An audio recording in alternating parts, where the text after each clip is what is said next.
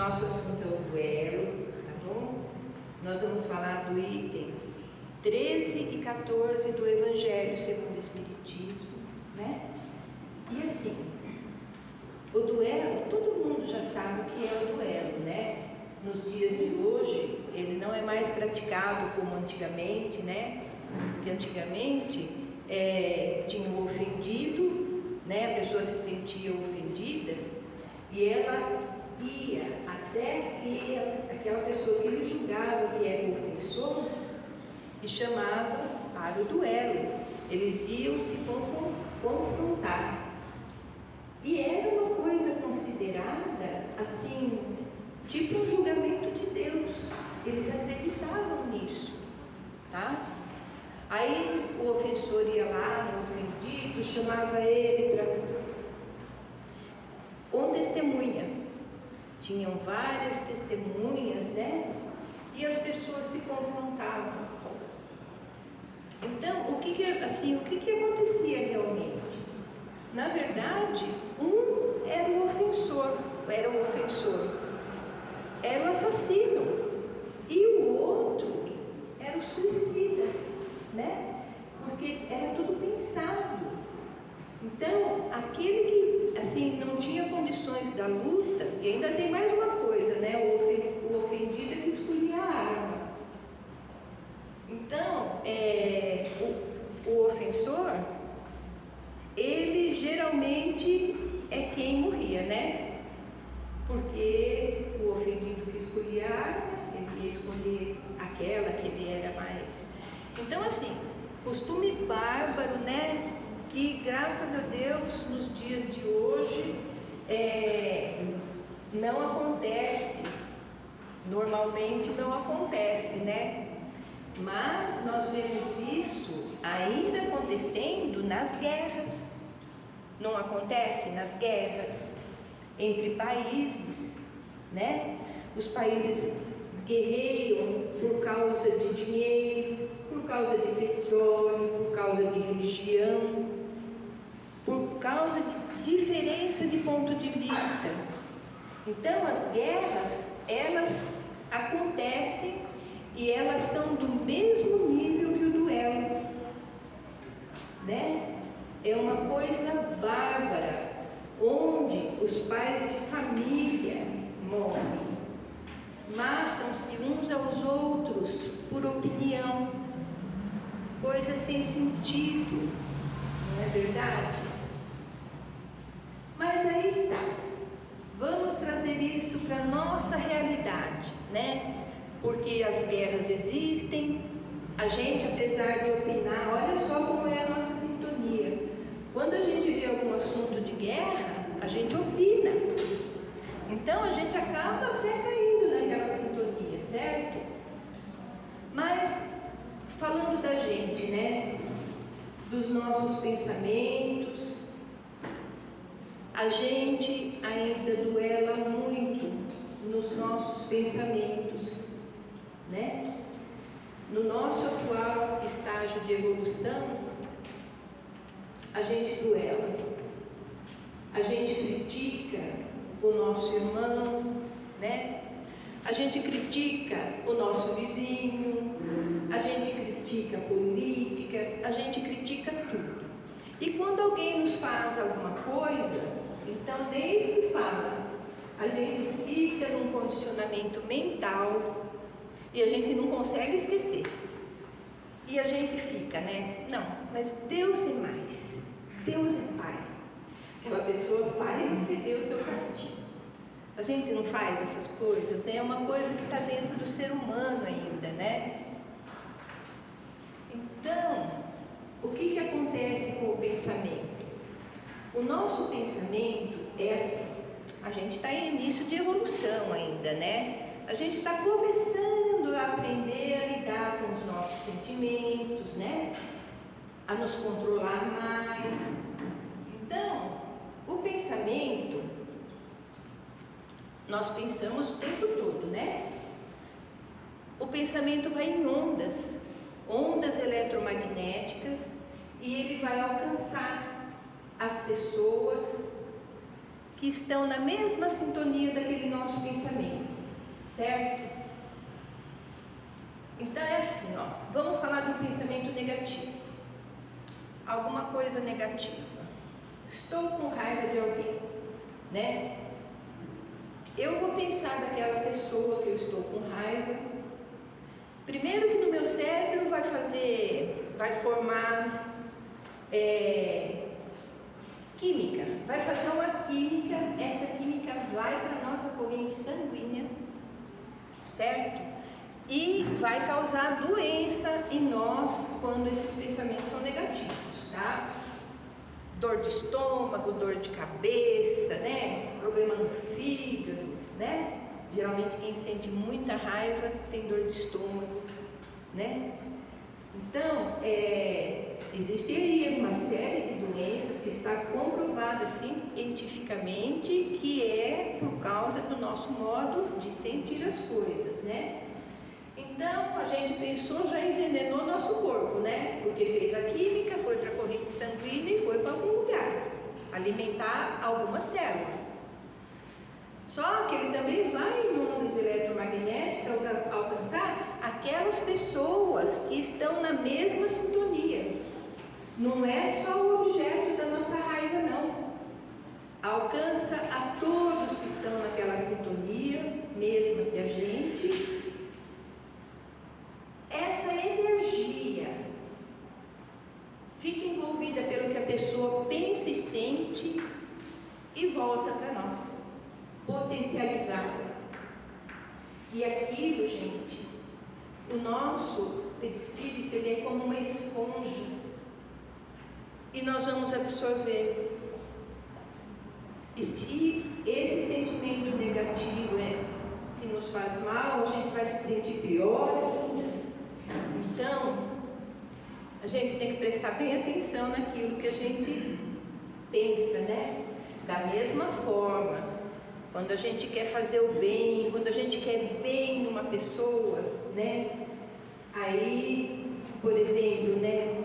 Na oração, a gente vai orar a Deus por uma pessoa, né? Então a gente está querendo o bem de uma pessoa.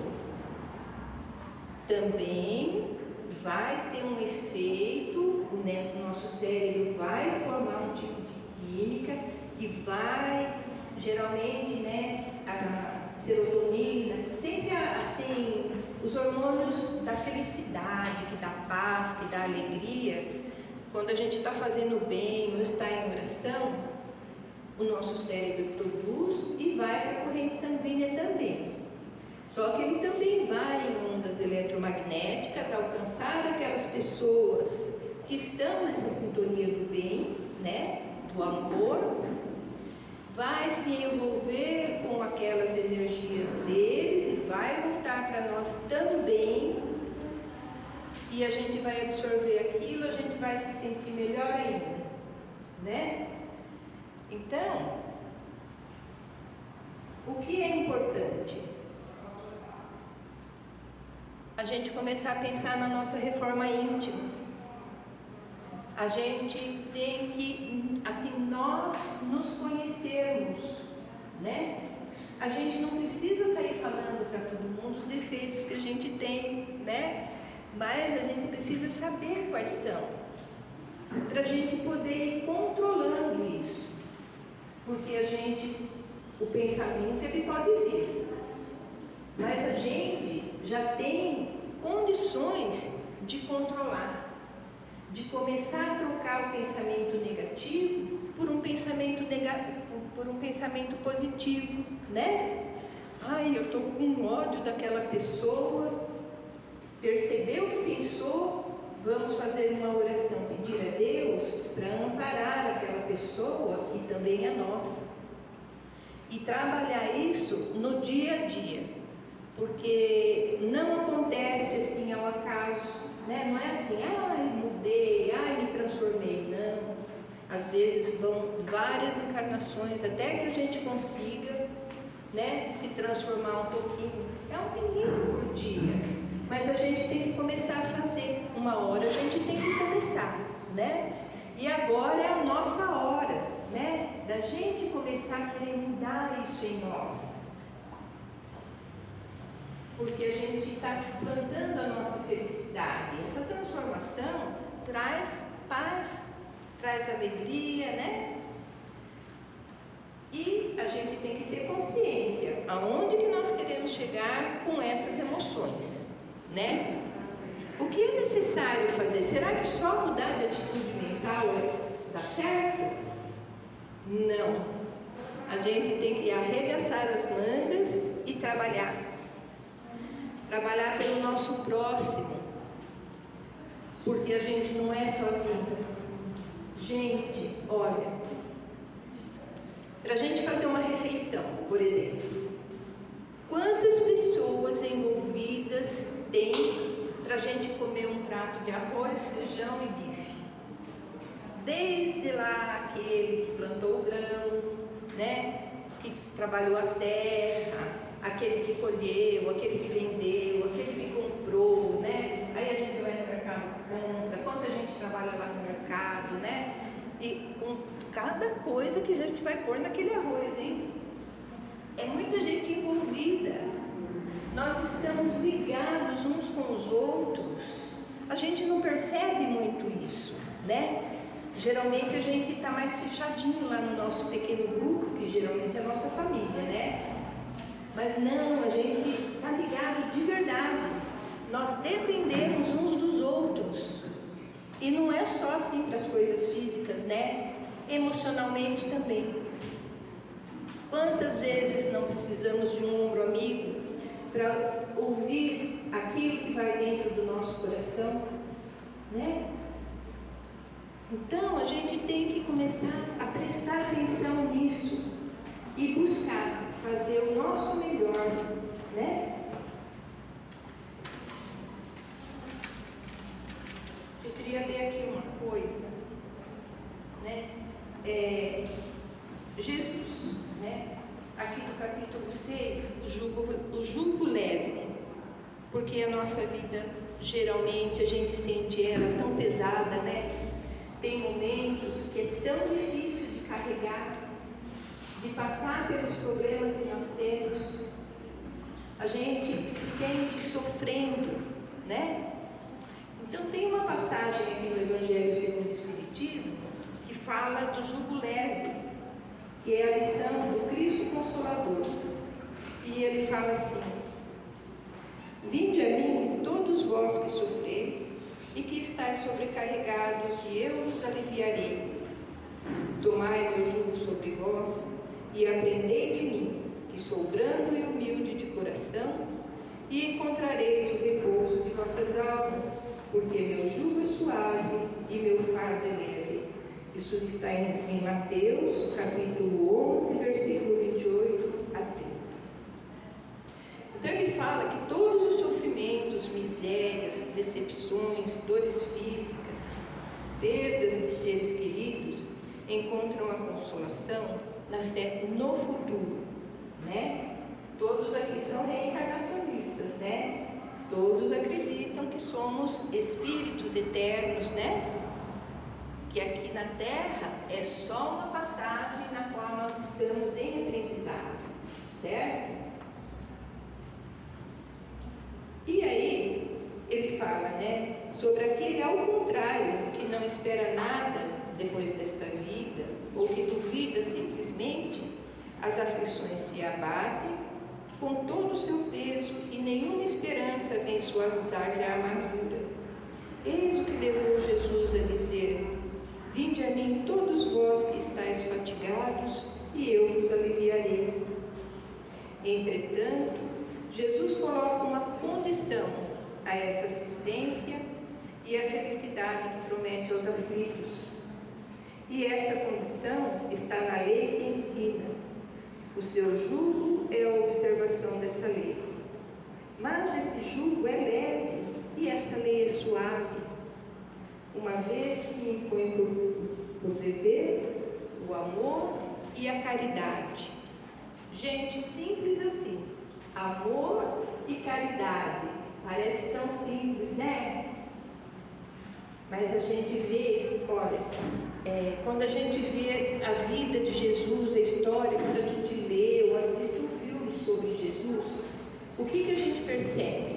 Jesus, ele exemplificou tudo aquilo que foi falado a respeito dele, né? Ele foi exemplo de amor, de bondade, de abnegação. Ele sempre fez para as pessoas. Ele nasceu na manjedoura, morreu na cruz, né? Diz que ele não tinha onde morar, né? Dormia nos campos, né? Nas pregações que ele saía fazendo, eles dormiam nos campos. De vez em quando dormia na casa de alguém. Então, ele foi um exemplo de simplicidade, né? De amor, de bondade.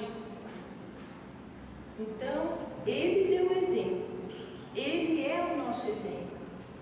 Toda vez que a gente tiver que tomar uma decisão e a gente não souber o que fazer, a gente tem que pensar o que Jesus faria. É claro que Jesus não ia fazer muitas coisas daquelas que a gente faz, né? Porque de vez em quando a gente aprende. Mas, se a gente pedir com o coração, né? Pensar mesmo, orar, vai vir a inspiração, porque nós não estamos desamparados, né? Os bons espíritos, eles estão conosco, eles estão aí e eles nos ajudam, eles nos auxiliam e tem vezes que eles até nos carregam no colo das nossas dificuldades, né? E a nossa fé auxilia para que, assim, a fé é uma abertura, é como abrir a porta para a gente ser auxiliado, sabe? Ter a confiança, porque a espiritualidade superior está aí para nos auxiliar. Da mesma forma que a gente pensa, né? Tem aqueles espíritos que vêm perturbar a gente, né? A gente fica achando, de vez em quando, a gente sente isso. Mas tem os bons espíritos também, que nos auxiliam, que nos ajudam, e tudo vai depender da nossa sintonia. É a gente que vai decidir aonde a gente quer estar. Eu quero estar odiando ou eu quero estar amando? Eu quero estar compreendendo o meu próximo? Será que é só o meu próximo que comete erros, né? A gente tem que começar a desenvolver essa compreensão, certo? E começar a fazer pessoas felizes, né? A gente começa a fazer pessoas felizes dentro do nosso lar. Levantar de manhã, buscar, né, fazer uma oração, pedir a Deus amparo para que aquele dia seja cheio de boa energia, certo? E sair de bom humor, cumprimentar com um sorriso, fazer um carinho naqueles que convivem conosco, né? A gente começa dentro de casa, diz que a caridade tem que ser iniciada com o próximo mais próximo. Então é dentro de casa mesmo que a gente tem que iniciar. Se a gente não iniciar isso dentro do nosso lar, não adianta sair e ajudar na sopa fraterna ou ir no asilo, visitar os velhinhos, não adianta nada, porque é lá no lar, né? E a gente percebe, a gente vive, é núcleo dentro de núcleo, né? Porque o menorzinho é o lar que nós temos, certo? Aí tem a vizinhança, tem a comunidade, né? Tem o bairro que a gente mora e vai crescendo até chegar no nosso planeta inteiro. E nós estamos todos interligados e a gente tem que fazer a nossa parte, né? Aonde nós queremos ficar, né? A gente pode começar a melhorar a nossa vida. Muitas vezes a gente sai para ajudar em algum lugar, né? Vamos falar, vim fazer açúcar, né? Às vezes a gente está tão acabrunhado lá em casa, tá? triste, né? Angustiado por alguma coisa. Aí você vem ajudar na sopa e faz as coisas, e conversa, troca energia com as pessoas, é uma coisa gostosa. A hora que você chega em casa, você já está bem, né? A gente acaba até esquecendo, né? Os problemas. E às vezes a gente fica em casa, a gente fica fazendo parafuso com um problema que nem vai acontecer. Às vezes nem acontece o problema e a gente fica lá com aquela preocupação, né? Então, vamos fazer o bem. E não precisa ser grandes coisas, não, porque a gente não é ainda aqueles espíritos de luz, né? Que vai fazendo tudo. E eu queria contar para vocês uma história. Ontem eu assisti uma palestra e eu achei bem interessante, eu achei que ia caber aqui, né? Alguém já ouviu a palestra dele? Ele é um palestrante, a gente vê no YouTube. Ele é muito bom, né? E na palestra ele contou que um dia ele estava no trânsito, ele e uma senhora. E aí, dirigindo, chegou no farol, veio um garotinho com um pacote de bala, bateu no vidro, né? E ele fez assim, né? O menino estava vendendo balas. Aí, o menino bateu de novo e mostrou a bala. E ele baixou o vidro, deu uma moeda para se livrar do menino, né? E o menino deu 2 balas para ele. Aí o farol ainda não tinha aberto, o menino deu a volta e foi lá na mulher que estava do lado dele, né? No outro vidro do carro. Aí a mulher falou para ele: ai, eu não tenho dinheiro para comprar bala, mas você é tão lindo. E o menino cresceu. Ele falou: mas a senhora acha mesmo que eu sou lindo? Ela falou: você é o menino mais lindo desse mundo.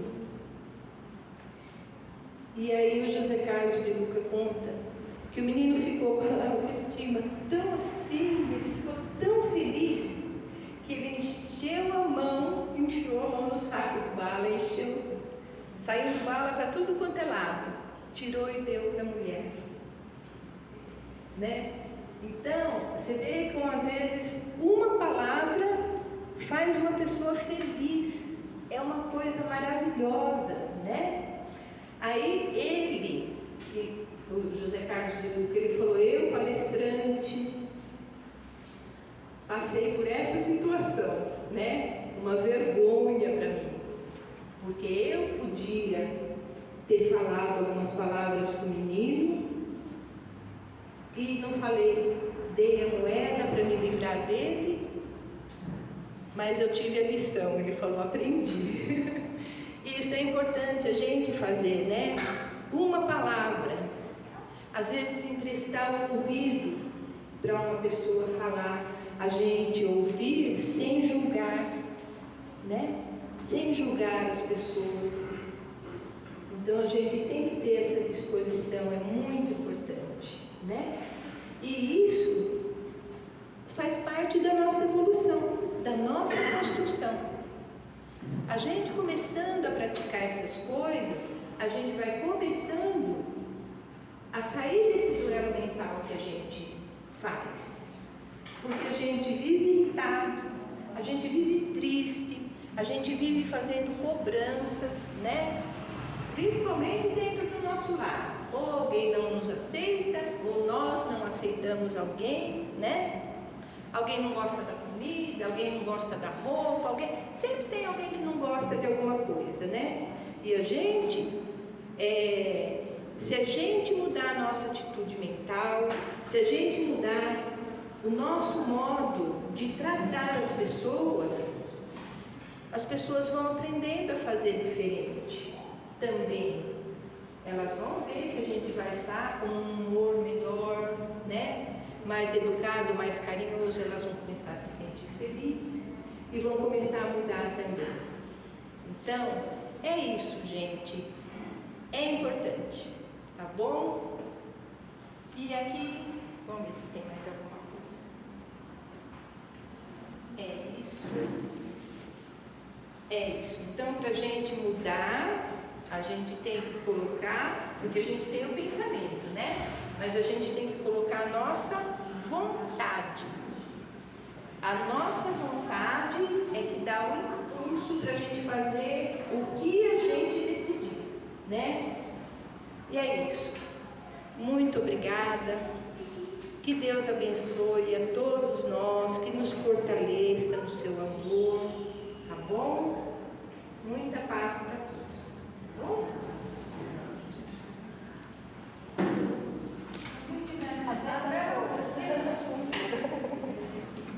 Pega a apostila, quer cantar um pouquinho só enquanto nós se preparam lá. Hoje termina 5 minutos.